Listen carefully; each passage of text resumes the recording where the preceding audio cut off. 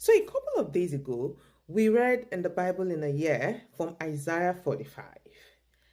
So when we were done reading, I had to go back and I read it again. It said, the Lord has chosen Cyrus to be king. He has anointed him to conquer nations. And he goes all about Cyrus. And he said to Cyrus, I myself will prepare your way. I will break your down bronze gates. I will smash iron bars. I'll give you treasures from dark secret places. Then you will know that I am the Lord. And I'm like, okay. You see, let's fast forward almost 100 years later. Cyrus was the king. This prophecy was by Isaiah. As Isaiah the prophet existed so many years before Cyrus even came into existence. So this prophecy was even before Cyrus was born. Fast forward to almost 100 years later, Cyrus is king.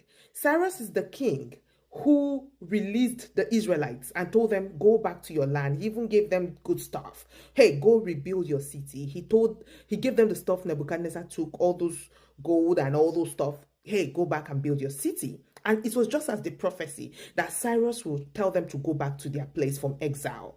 But the strange part is the fact that this Cyrus was a pagan king. So this Cyrus was not a worshipper of the Israelite God, as the God as we know it. He was a pagan king. And this is the person that God is like, oh, my beloved, like a love letter to Cyrus, a pagan king. And I was restless. I was like, what's going on? And then the Spirit directs me to someone to ask. Pretty much when I'm unsettled with so many things, the Spirit always gives me an answer. And he directs me to someone I have this conversation, and he says, most of the time, we as Christians, we feel, accepting Jesus as my Lord and personal Savior, that is it. But we forget that with accepting Jesus, you must accept the values that Jesus stood for. And that is the part a lot of us miss it as Christians.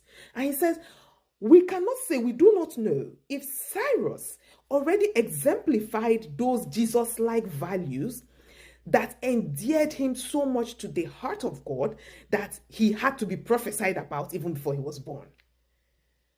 And I was like, So many times we think we just stay in our bubble and think, oh, I've accepted Jesus as my Lord and personal Savior, and that's it. There is more. Do we exemplify those Jesus-like characteristics? Because that is what actually makes us endeared to the heart of God.